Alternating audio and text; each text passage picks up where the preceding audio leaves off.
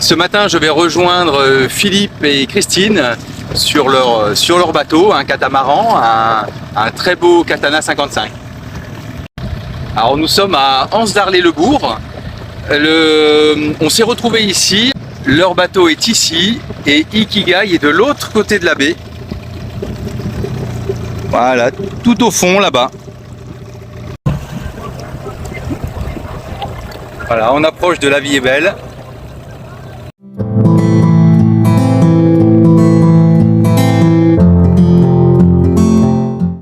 Bienvenue sur Ikigai Voyage, la chaîne où on parle de voile, de voyage et de changement de vie. Alors je suis avec Philippe et Christine sur La Vie est belle. On s'est rencontrés, Philippe et Christine, au Cap-Vert. Et ensuite on est resté en contact et la magie du voyage a fait que on s'est retrouvés ici en Martinique, au Anse d'Arlay. Donc je suis très content de pouvoir passer du temps avec eux. Ils ont très gentiment accepté de nous accorder aussi tout ce temps pour parler un petit peu de leur projet. Alors Philippe et Christine, bonjour. Bonjour. Je suis très content de passer du temps avec vous et on a déjà passé du temps ensemble. On s'est toujours bien régalé. Ce que je vous propose, c'est de commencer ce moment d'échange en vous présentant. Je suis Philippe, j'ai 61 ans, 2 enfants et je suis retraité.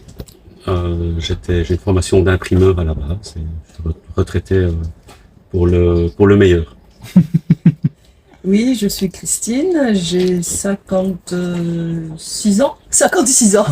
J'ai un fils de 33 ans et j'ai arrêté mon activité professionnelle pour suivre mon mari sur son tour du monde à la voile. Alors, depuis combien de temps avez-vous opéré ce changement de vie? Alors nous sommes arrivés sur La Vie est belle en mars 2019 pour y vivre. On avait tout vendu à terre et c'est devenu notre maison.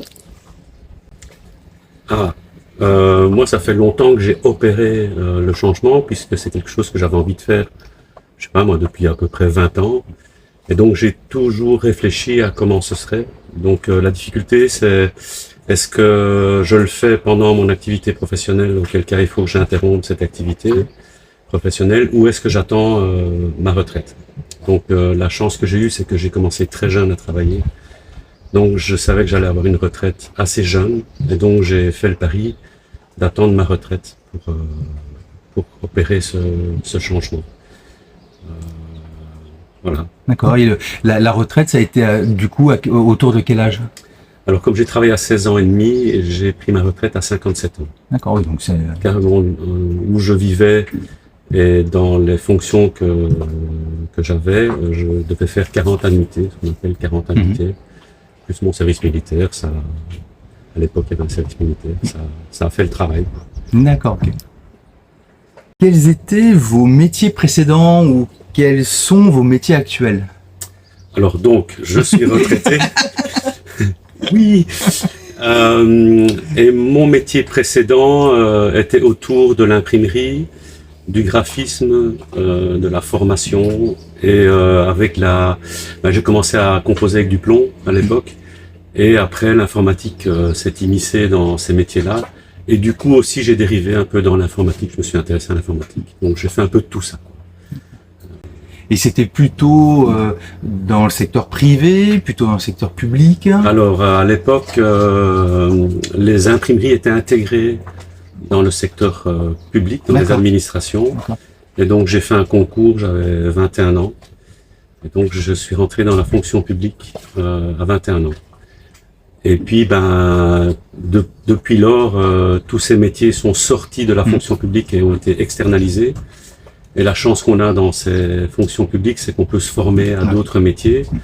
Et par exemple, j'ai fini par gérer des contrats qui nous liaient aux imprimeries qui faisaient les impressions de nos documents. D'accord. Oui, donc le changement était déjà inscrit, toi, dans tes processus personnels. Parce que finalement, le premier métier que tu as fait, et puis au fil du temps, les différents métiers, et le dernier métier, quelque part, il y a quand même eu des changements. régulier dans le... Moi, ce que ça m'a appris tout au long, c'est que chaque changement est bénéfique. D'accord. Au départ, il y a les résistances, surtout pour un changement de vie, comme passer de vivre sur Terre sur un bateau, on est plein de résistances. On en a plein et on les utilise pour dire mais non, pas maintenant, plus tard. Donc moi, les résistances, je les avais plus parce que je savais que le changement serait d'une manière ou d'une autre bénéfique. Donc c'est toute la conception autour du changement qui facilite après. Et en même temps, c'est comme s'il y avait eu des entraînements ou des petits temps de passage pour amener. C'est pas un gros changement d'un coup, mais c'est une habitude du changement. Tout à fait. Pour après faire un changement un peu plus. D'ailleurs, mon premier changement, c'était après 15 ans de métier. Et puis tous les 5 ans, je changeais d'une manière ou d'une autre. Je changeais pas complètement de métier, mais je changeais déjà de poste, puisque ça fonctionne avec des postes, au moins tous les 5 ans. D'accord. Alors moi aussi, j'ai travaillé dans la fonction publique, c'est là que j'ai connu Philippe d'ailleurs. Et tout comme Philippe, je me suis habituée au changement, par des changements de poste notamment. J'ai travaillé beaucoup dans ce qui est des helpdesk pour répondre aux questions du public. Sur certains programmes, j'ai travaillé dans l'accueil de nouveaux collègues, dans la formation beaucoup. Et puis je pratiquais le yoga depuis très longtemps et j'adorais ça et j'avais vraiment envie de comprendre la philosophie qu'il y avait derrière, l'anatomie. En parallèle, j'ai fait des formations pour devenir prof de yoga alors que c'était juste par curiosité personnelle plutôt. Et puis j'ai eu l'opportunité petit à petit aussi d'aider des professeurs de yoga à donner des cours. Et vers la fin, avant qu'on prenne cette décision de changement de vie, en fait je donnais des cours de yoga, ce qui me convenait très très bien, j'adorais ça. Et puis j'aurais pu continuer très longtemps, mais si je voulais suivre mon mari sur ce changement de vie et ce voyage, il fallait que j'arrête l'activité professionnelle. Et de temps en temps, d'ailleurs, je donne encore des cours. Je partage des séances de yoga avec des personnes rencontrées sur des bateaux, et ça fait toujours très plaisir. Ou des amis qui viennent à bord, et on se concocte des petites séances comme ça. Et pour l'instant, mon métier, si c'est un métier, c'est d'être gentil avec mon mari pour qu'il me garde pour continuer cette vie. Est-ce que vous vous souvenez du déclencheur qui vous a amené à tout changer? Oui, mon déclencheur, il est là. Avant de connaître Philippe, je n'avais jamais mis le pied sur un bateau, sur un voilier. Je savais ce que c'était, mais jamais de ma vie, je n'en avais fait. Et donc, si je n'avais pas connu Philippe et son rêve, dont il va parler, je ne serais pas là aujourd'hui. Moi, c'est juste un rêve. Par la lecture, par les récits que l'on retrouve maintenant plus facilement sur Internet. Donc je me suis dit pourquoi pas moi. J'aime bien la voile, j'aime bien visiter des pays. Avant, on avait bien visité les capitales européennes, on se déplaçait dans des pays, mais par le mode terrestre ou aérien. Et là, je me suis dit, à la retraite, je sais exactement ce que je veux faire. Je veux naviguer sur un bateau. Est-ce que vous pouvez nous expliquer qui a eu l'envie et comment il a réussi à convaincre l'autre? Alors, c'est moi qui ai eu l'envie, puisque c'est lié à la question précédente, ce rêve, et puis petit à petit, j'ai loué des bateaux, donc je louais 2 semaines par an, et je faisais de la navigation en Croatie, en Italie, sud de la France. Chaque année, c'était 2 semaines de location de bateaux. Et puis, on s'est rencontrés. Et quand on s'est rencontrés, au début, on parle, tu fais quoi? Je fais quoi? Je fais du ski. Tu fais du ski? Oh, oui, je fais un peu de ski. Bon, c'est bon, on fera du ski ensemble. Moi, je fais de la voile. Est-ce que tu as déjà fait de la voile? Non, j'ai pas fait de voile. Donc, j'ai organisé 5 jours de voile. Je me suis dit que 5, c'était... et puis, je les ai organisés en Sardaigne. Je me suis dit, il faut quand même trouver un bel endroit qui donne envie, quoi. Qui fasse que on se sente bien et qu'il y ait une beauté, une nature. Donc on est allé passer avec des amis, avec 6 autres amis, on est allé passer 5 jours sur un catamaran en Sardaigne. Et c'est là que, pour mon plus grand bonheur, elle a découvert que ça lui plaisait. Donc elle m'a dit, oui, ça me plaît. J'ai dit, ben voilà. Encore un bon point. Je suis d'accord avec ce que dit Philippe, c'est comme ça que ça s'est passé. Une chose qu'il m'a dite, on ne ment pas avec la voile, et avec le bateau et avec la mer. Donc on va faire un essai, si ça te plaît, tu dis vraiment que ça te plaît, et si ça ne va pas, il faut le dire.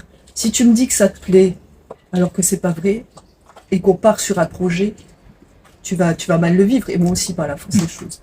Et donc je me souviendrai toujours de ces 5 jours, et au moment où on a largué les amarres, c'est un moment fort, je sais pas pourquoi, on a largué ces amarres et le bateau est parti, et il y a quelque chose qui s'est déclenché en moi, j'ai trouvé ça mais magique, et j'ai dit à Philippe, c'est génial.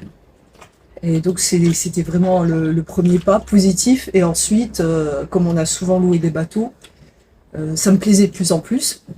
Et j'ai dit à Philippe que puisqu'il avait ce projet qui n'était encore qu'un projet comme ça, de tour du monde, ben, il fallait que je me forme. Et donc j'ai pris le temps de faire le permis côtier, que je n'avais pas, et le permis hauturier, en me disant, ben voilà, je vais l'accompagner, et c'était acquis. Quels ont été les grands temps forts dans votre processus de changement de vie? Au niveau, par exemple, l'annonce à la famille, au niveau du travail, au niveau... Je réponds. Oui.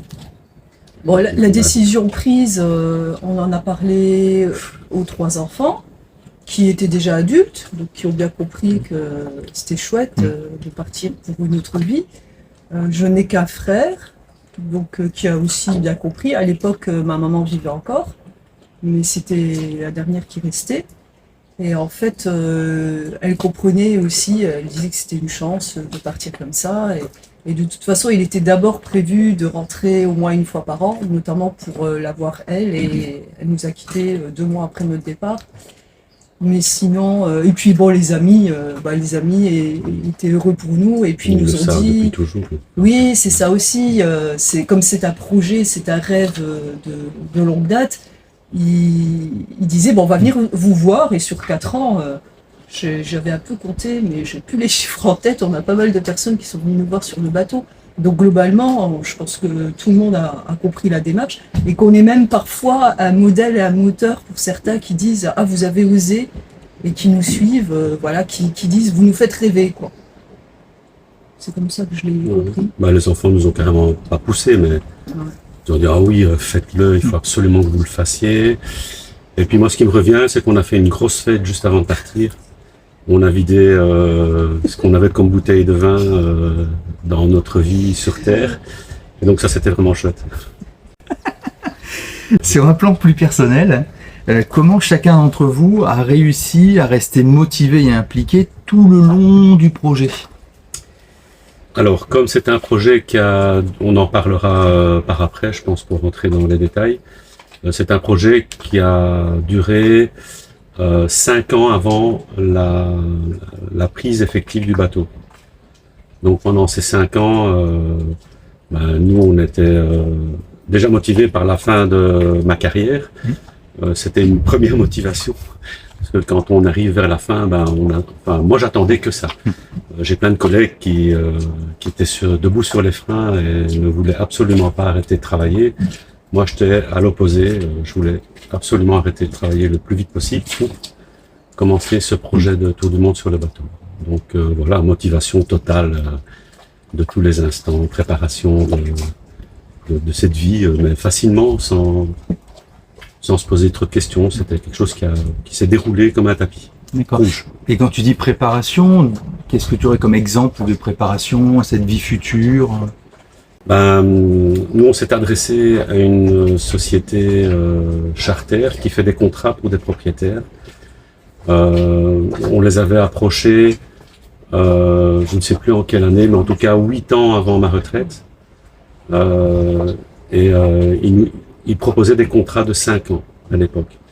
Et donc, moi, ma réflexion, c'était, c'est simple, on fait un contrat avec eux 5 ans avant ma retraite, Et après 5 ans, on peut récupérer le bateau. C'était une chose était claire, c'est que le montant du prix de ce bateau, on n'aurait jamais pu le financer autrement. C'est-à-dire que nous, on a payé à peu près 45% du bateau. Le bateau il est parti 5 années en location. Eux, ils ont géré sans qu'on ait quoi que ce soit à dire. Ils ont gagné, j'espère, beaucoup d'argent avec les gens qui louaient ce bateau. Mais quand on le récupérait, il était à nous. Pour ce montant-là.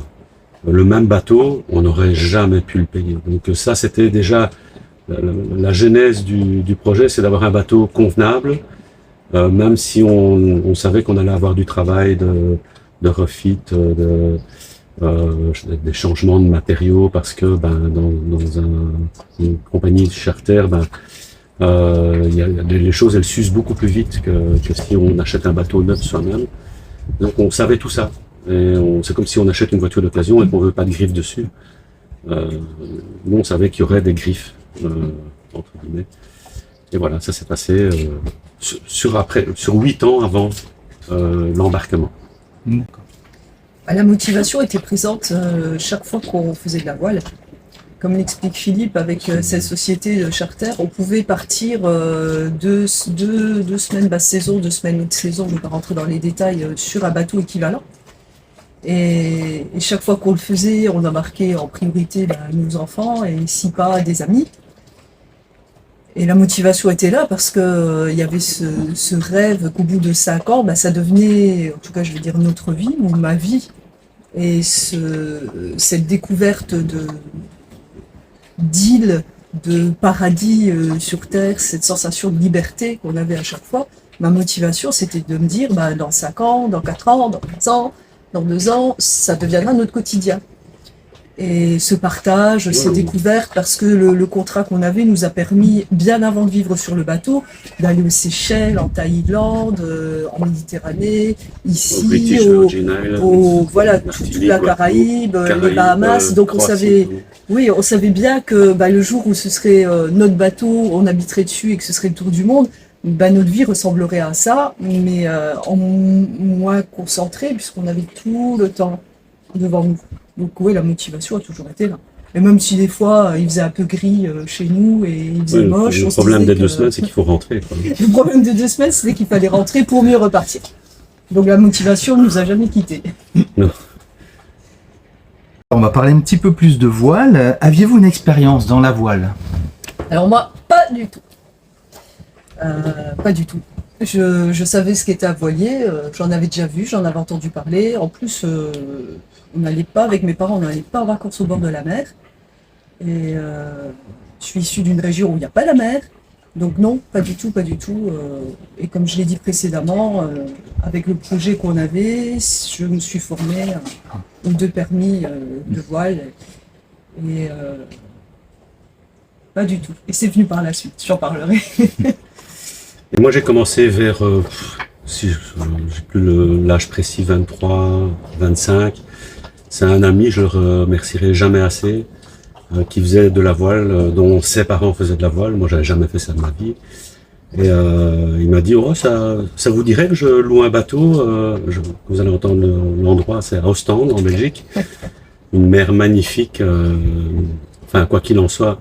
Déjà, on allait bien boire des bières avant, comme ça, le paysage était plus beau. Et donc, j'ai commencé comme ça, avec un ami qui avait de l'expérience. Et il emmenait 4 autres amis qui n'en avaient pas du tout. Et j'ai eu la sensation très étrange que c'est comme si j'avais toujours fait du bateau. J'ai eu tout de suite cette sensation du vent, de la barre, comment barrer correctement, et avoir cet équilibre entre vent et allure du bateau, ça me semblait, c'était très étrange. Et puis après, je me suis marié, j'ai eu des petits-enfants, on a commencé à louer des bateaux, je dis si j'emmène des petits-enfants, je vais quand même essayer d'avoir des notions plus approfondies, donc j'ai fait les permis côtier, hauturier. J'ai fait un stage de voile dans une société, une école de voile. J'en ai fait 2-3 pour m'assurer que en emmenant mes petits-enfants, j'allais pas faire un certain nombre d'erreurs qui seraient fatales. Voilà. Et puis au fil du temps, louer des bateaux, et j'ai fini par faire un stage de survie de 5 jours, très intense, quelle allure avoir pour être élitreillé, tout ce qui concerne l'incendie, la médecine à bord, enfin, voilà, en gros, ce qui s'est passé. Pourquoi avoir choisi ce mode-là, le bateau, pour votre changement de vie? Comme on a répondu quasiment à chaque question, pour moi c'était une évidence, rien de plus. Après, je vais être honnête, si Christine, ça ne lui avait pas plu le bateau, j'aurais trouvé autre chose. Je suis quelqu'un qui est plutôt enthousiaste. Et je me dis toujours, si c'est pas ça, ce sera autre chose. On va bien trouver quelque chose à faire pour au moins voyager, voir des pays, rencontrer des gens, des cultures. J'aurais trouvé autre chose. En fait, comme je l'ai expliqué, ça vient de Philippe. Et maintenant, si je devais changer de vie, j'aurais du mal. Donc si c'était pas un choix personnel au départ, c'est devenu mon mode de vie et je sais pas. À la limite, on n'entrevoit même plus un autre changement de vie. Pour l'instant, alors non. que ça va arriver. Oui, des fois, quand on nous pose la question en disant, les personnes disent, mais qu'est-ce que vous feriez d'autre? Pour l'instant, ouais, je sais pas, c'est une évidence. Philippe parlait du fait que quand il a commencé, il a eu ses sensations. La première fois qu'on a fait du bateau ensemble, à un moment, je lui ai dit, tu n'es pas le même homme sur un bateau. J'avais un homme différent, quelqu'un qui était dans son élément. J'ai une confiance aveugle et je ne suis pas la seule. Beaucoup d'amis aussi. Les enfants ont une confiance aveugle en Philippe en tant que capitaine sur un bateau. Il est à sa place et du coup, depuis qu'on vit sur le bateau, je suis à ma place aussi. Alors, oui, moi c'est pas un choix, mais c'est devenu ma vie. Et c'est une drôle de sensation chaque fois que je suis à regarder, ça peut paraître stupide, mais les tortues, les poissons, la nature, le lever de lune, le clair de lune. C'est là ma place pour l'instant. Dans ce moment présent, c'est ça. Et donc je pense qu'on a fait le bon choix.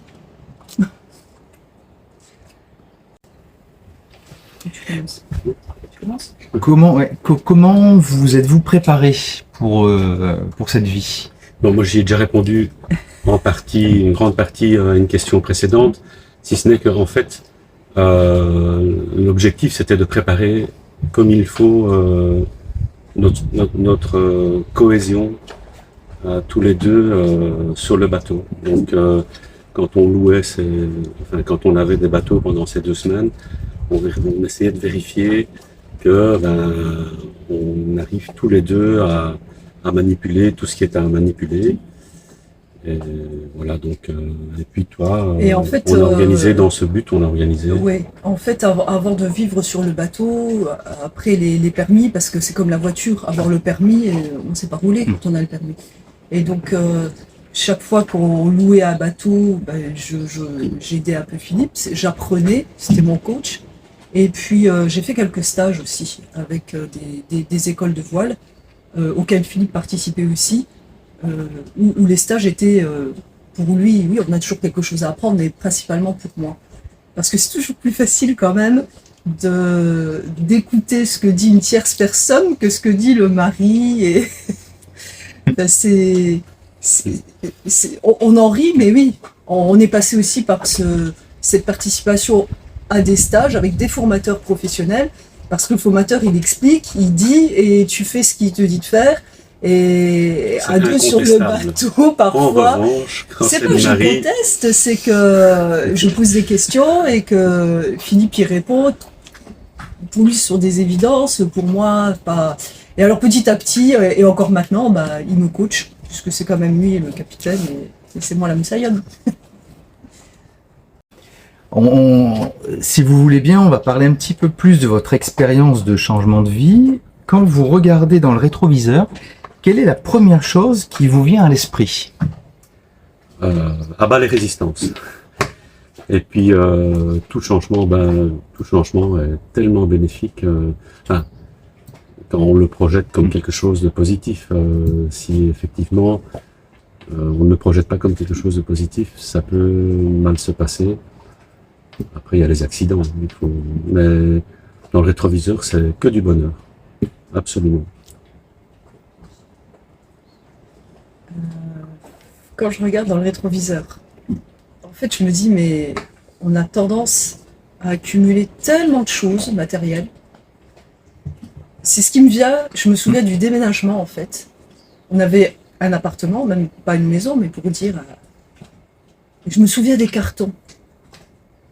Et on vivait avec tout ça en se disant qu'on en a besoin, ça fait partie de notre vie. Et quand on s'installe sur un bateau, l'espace est réduit, bien que celui-ci ait de l'espace, et qu'on ait quand même déménagé 27 cartons sur un bateau, plus de vélos. C'est peut-être étrange comme réponse, mais on accumule du matériel et on a l'impression qu'on en a besoin. Et lorsqu'on change de vie, bien qu'on en ait encore de trop, petit à petit, on s'en débarrasse et on se rend compte qu'on peut vivre très bien, de façon heureuse, avec beaucoup moins de choses matérielles. C'est un exemple, je pense à la vaisselle, par exemple. On a un service pour quand on a la visite. Sur un bateau, on a un service et puis on est juste content d'être avec des amis, de faire des rencontres, d'inviter à manger un petit bout. Et on s'en fout de savoir si le verre, il n'est pas... Oui, les priorités changent. Les priorités changent, oui. Et puis effectivement, je suis d'accord avec Philippe, on a beaucoup de résistance dans la vie et quand on saute le pas, et on se dit waouh, on l'a fait et on a bien fait de le faire. Qu'est-ce qui a profondément changé dans vos vies?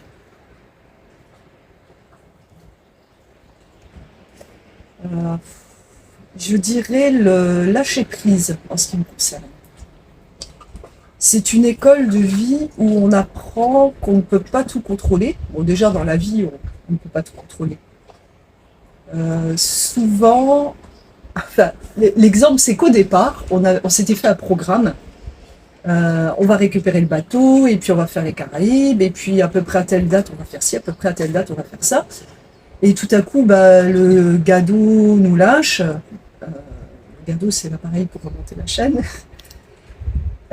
Puis on répare le gado, mais pour réparer le gado, il faut attendre que la pièce arrive de métropole, donc on reste bloqué pendant des jours. Et puis, ou bien il y a un autre problème technique. Ce qui fait que tout, oui, ou la météo aussi. Et ce qui fait que tout à coup, on se rend compte que c'est pas quand on veut et où on veut. Souvent, c'est aussi où le vent nous porte. Bien que c'est nous qui regardions la météo et la force des vents. Et on apprend le lâcher prise parce que tout à coup, on se dit je voulais faire ça et la circonstance de la vie actuelle montre qu'on fait. Et on respire un grand coup, on regarde les tortues, on regarde le coucher de soleil et on se dit waouh, ça c'est bien aussi. Moi, je me rappelle plus trop de la question. J'ai trop répondu. C'est qu'est-ce qui a profondément changé dans vos vies? Qu'on déteste les rendez-vous, parce que les rendez-vous, ça nous oblige à faire des distances avec un bateau, et en général, l'univers, il est pas sympa, parce que quand on doit faire ces distances et que c'est pour une date donnée, les vents sont pas comme on voudrait qu'ils soient, la mer n'est pas comme on aimerait qu'elle soit. Et donc, c'était aussi un gros changement, c'est de vraiment s'adapter à la nature et vivre avec le vent et la mer, avec l'élément dans lequel on est. On serait des montagnards, on vivrait avec les montagnes et puis voilà. Si vous deviez discuter avec des personnes qui changent de vie, et quel serait le top 3 des conseils que vous pourriez leur donner? Toi, tu peux répondre rapidement. Oui, je dirais rêver, oser, lâcher. Ouais, c'est vite dit ça. Moi, je suis d'accord avec toi. Qu'est-ce que je pourrais rajouter? Moi, je dirais à ces personnes, oser, rêver, lâcher. C'est rare. Si c'était à refaire, qu'est-ce que vous feriez de différent? C'est moi qui réponds le premier. Rien. C'est bon. T'as dit, qu'est-ce que je ferais de différent? Je pense, si c'était à refaire, j'aurais aimé qu'on choisisse ce genre de vie plus tôt. J'aurais passé le cap quelques années plus tôt. Oui, tu m'as cité des fois, Oui. elle me disait, allez, on n'attend pas ta retraite. Ouais. J'allais, elle est dans 3 ans, quoi, soyons patients. Oui, mais alors, et la santé, on ne sait jamais. J'ai dit, bah oui, ça c'est une loterie. Alors, comme j'ai préféré projeter une bonne santé à l'âge de ma retraite. Et Dieu merci, ça s'est bien passé jusque maintenant. Mais c'est vrai que on regarde les jeunes que l'on rencontre, ils sont enclins à partir plus tôt, à faire des voyages quasiment 5 ans après le début de leur carrière. Et pourquoi pas? Mais moi, j'étais trop engagé, quoi. J'étais trop près de la retraite dans le processus pour me dire, allez, non, j'irai faire mes 3 dernières années quand j'aurai 62 ans. Ben non, quoi. Hein. À 62 ans, on ne travaille plus. Quelle est la question que vous auriez aimé que je vous pose? Waouh! Coupé!